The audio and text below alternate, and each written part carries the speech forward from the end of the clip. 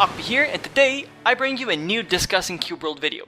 Following the news that Cube World was actually not dead and that Wollay and Pixxie were working on the side quests, they started posting a lot of pictures on their Twitters. So today I bring you 30 screenshots of stuff that they're working on. And they've also been putting up a lot of music stuff on their SoundCloud page, so that's the soundtrack for this video as well. Let's get right into it. This says, this is Empress Cyphera, the leader of the Steel Empire. She is said to be immortal. Now, she's saying, get out of my sight, but her HP is blue, so I don't think that means that she's an enemy, or she might be an NPC that you can interact with and then maybe she'll become an enemy or something like that. Different details that you guys might be noticing are different. I'll be getting to them in their respective pictures. For example, the minimap is a little bit different, but I'll get to that in a second. All of these screenshots that I'm going to be showing you will go into the quest system that they're developing, and as such, we are going to be seeing a lot more NPC stuff in this video. So, moving on to the next picture, Archdruid Kendu died long ago during a battle against Cyphera. However, he is still leading the Druids of Mana. Now, as you can see here, we have another example of an NPC, and he's talking about the Druids of Mana. This picture brings a whole dimension to what happened in this world, what is the lore of this world, and things like that. So I think it's very interesting to add a little bit more depth into what's going on via that way. These first few screenshots, as you can see, are a lot about bosses, or if not bosses, just like main leaders of cults or specific races or things like that. Now, for example, we have Dao, the half-demon, who is the leader of the Cult of Doom. Hopefully his sinister plan will never come true. This is what Wollay says in his tweet. Next up, we have this picture right here. It says, long ago, 3 ghost preachers made a pact, the Unholy Pact. Necromancers and undead beings obey them. As you can see, they all share the same thing of the HP bar not being red, and it's blue. So that's something that's interesting, and apparently you can talk to them and see what they're up to. So it's kind of interesting because these are not bosses, but they apparently lead legions of bad creatures. So I think that's kind of interesting, and I'm not exactly sure what their role in the grand scheme of things will be. Next up, we have these guys that actually look like good guys for a change. These were the 3 legendary paladins, but only one survived in the Unholy War. Horus, leader of the Order of Light, which is this big guy that you can see right here, and there's an angel next to him, potentially like a companion that died with him, but now she hangs out with him or something like that. As you can see, this is all in German. The later screenshots are in English, but you know, obviously it's going to be in German because Wollay. And yeah, this digs deeper into the whole showing you a main character or a main leader of a certain order or cult. And since this is all about quests, I'm wondering if you're actually going to have to pledge allegiance to one of these cults or one of these orders, and if you're going to be able to serve a quote-unquote greater good for the world of Cube World. World of Cube World, whatever. And if that's the case, that brings a whole dimension of the game that everything you choose to do has some sort of impact in the game. Now, bear in mind, this is just my pure speculation on the matter, but I think it would be cool to see that kind of decision-making be an actual thing that matters in the gameplay itself. Moving on to the next screenshot, now we're starting to see some enemies. As you can see, red energy bars, and it says the Steel Empire is using airships to invade the lands of Cube World. And if you move on to the next screenshot, Steel Empire troops are also using parachutes for their invasions. So I can compare this a little bit to the goblin invasions that we see in Terraria. Random NPC mobs come into a land and we have to kill them all, and you know, maybe there's a boss or something like that, but random events in the world that just add a little bit of an extra dimension of variety and just breathes life into the world. So I think that's very interesting. And also here we see various different methods that they're using to do that. For example, these guys just drop from the sky and they're using airships. So I'm wondering if this is a very dynamic thing where once in a while you'll see something flying around very far off in the distance, and then one day they're very close and they're attacking and you have to do something. I wonder if it's something like that, which also reminds me, I hope not all neutral NPCs are useless. It would be really, really cool to see, like, we're going to a fortress city.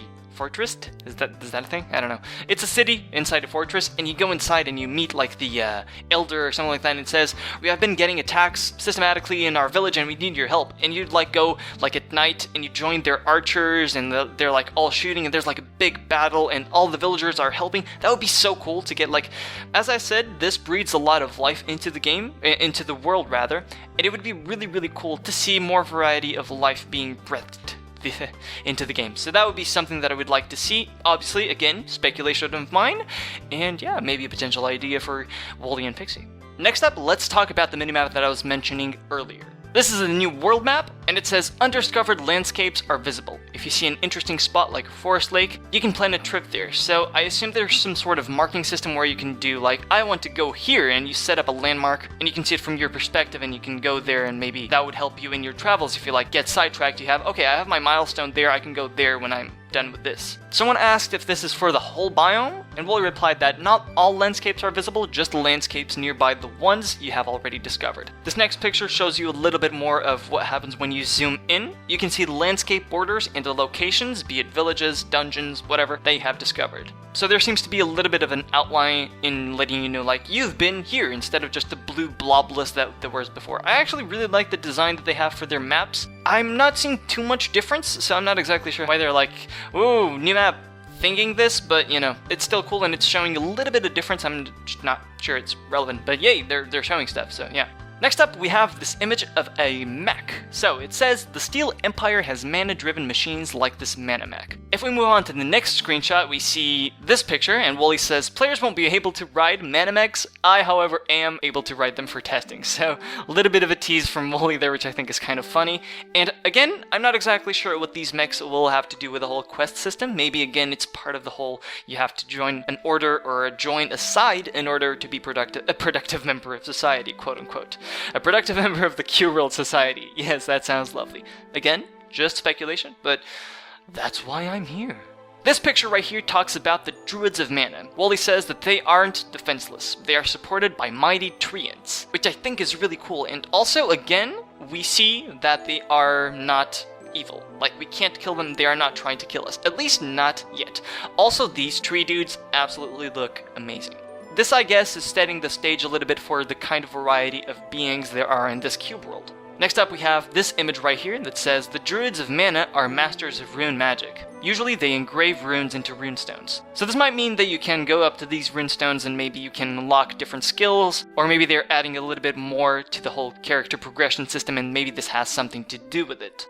Moving on, we have this picture right here. It says, for the dynamic quest texts, I developed a grammar system. German grammar is a bit more complicated than English, so here we have how the whole string parsing works when it comes to generating text for the quests. Moving on to some changes regarding the playable classes, this image here says mages will be able to shoot beams with wands. Mouse 1 is a quick single shot, Mouse 2 is a channeled one. So that's just a little bit of changes regarding the actual gameplay and what you will be doing in the game. This picture now is by Pixxie, and it says life potions now have different rarities. You need special flowers to craft them. So this seems pretty straightforward. Basically, adding different ingredients will create different potions with different attributes to them. So that's pretty much it. Next, we have some more quest stuff, and this is actually very exciting. It says, currently working on a quest where some druids help me activate a rune portal. So here we have one of the classes in the world, one of the species or races or whatever you want to call them, helping the player set up a rune portal. If we move on to the next picture, it says, activation successful. And now this gives me a whole bunch of questions. Like, is this going to be some sort of like netherworld thing that we haven't been shown yet of Cube World? Like, is there going to be an alternate dimension world where everything is different? Or is this going to be just a random portal to a random location inside the planet? So that's something that I'm really curious about, and I'm really curious to see what actually will come out of this. But it's really interesting because now we're seeing the NPCs influencing the world around them and influencing the world around them with the player, which I think is amazing. Next up, just a little bit of tweak regarding gameplay and readability of the tooltips. It says, I tweaked the item tooltips a little. The main stat is more highlighted and the stat differences are displayed. So it just increases clarity a little bit and makes it a bit simpler to know if you're upgrading something, what is getting upgraded, what isn't getting upgraded, and just visually it is simpler to understand what's going on when you're dealing with your equipment. Next up, we have, again, the Unholy Pact, and they have tamed huge skull slaters which serve as combat mounts. I'm not sure if those are combat mounts for us or for them, and it's just more of the same, like, are these classes going at war with each other, do we have to help? Just various different questions that I have right now that I don't exactly have an answer right now, it's just up to speculation, and that's about it. However, it is cool seeing these classes interact with the world and having some sort of presence there. They're not just random NPCs walking around shooting stuff, they're actually doing something in the world that changes the behavior of things around them. Next up we have this picture right here, and it says, Necromancers found a way to animate monstrosities. They tend to get angry easily. Again, more of the same, NPCs impacting the way stuff works around them. Really nice, not just random mobs, things that have been altered by the NPCs. Great stuff. Another picture from Pixxie, work in progress, Witch Wagon, which... Which wagon? Which... And I was going to continue my sentence, but then that made me funny. Anyway, this witch wagon is potentially a vehicle for a witch, maybe like her rideable store or rideable cauldron where she can work on something, or maybe it's just something she can chuck you in and poison you and kill you or whatever. Maybe it's a vehicle, maybe it's a store, maybe it's absolutely nothing, maybe it's a decoration thing for a building or something, and yeah. These next few pictures are going to be Wollay testing out new mechanics. Here we have a trapped NPC. If we move on to the next picture, he says, I'm adding various traps, quote unquote, for NPCs, like these leg irons. He also says that there will be different types of quests. Some traps will require keys, and the NPCs will tell you, oh no, a necromancer trapped me, go get the key from X place in the map that I'll mark you down with my nose. And other traps you'll get to just smash open, which, you know, makes sense. This picture right here shows you an example of a destructible trap, so it's like ropes, so I'm assuming you can just chop them down. In this next picture, Wollay says, NPC behavior and location varies from quest to quest. For example, this Steel Empire soldier is hanging around in an inn. Now, the Steel Empire guys, they were the ones that were invading the world, you know, with the parachutes and stuff like that, so why is this guy good, and why is he hanging out in an inn? I'm very confused, and I want answers. However, I'm going to have to wait just like everyone else, so that's curious. I'm very interested in knowing what these guys are doing in this world, what is their role here, and how they interact with things around them, because it seems that it's way more flexible than just, I'm here to kill things, which is what we had for Cube World until this point. So that's cool. Next up, we have this NPC dude, and Wollay says, this guy seems to be poisoned. Poisoned? That was a weird way to say it. Again, this is more of the same, like, interactions between NPCs and the world. So it's very, very nice to see that the world is not a static place. Things happen because there are living creatures, living organisms in the world that make things happen. That's good.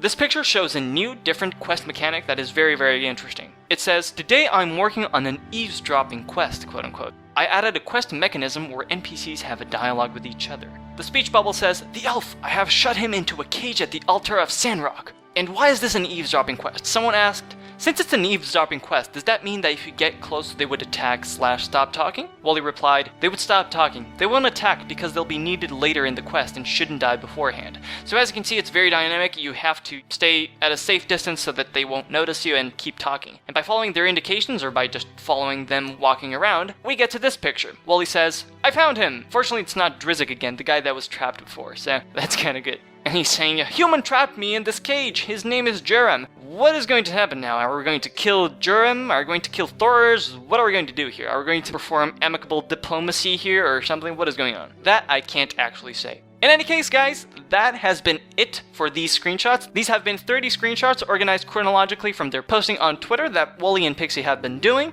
As you can see, they weren't, quote-unquote, lying about working on the quest system. As you can see, there's been a lot of changes and a lot of additions to the whole quest system and the whole mechanics that they're presenting here. So it's really nice. I'm not exactly sure why they suddenly decided to come back strong with tweets and all that kind of stuff. Maybe it's because Halloween is coming and they're aiming for a Halloween release or something like that. I have no idea. However, it would be really cool to know, really cool to find out. And yeah, that's going to be it for this video. Stick around for the outro.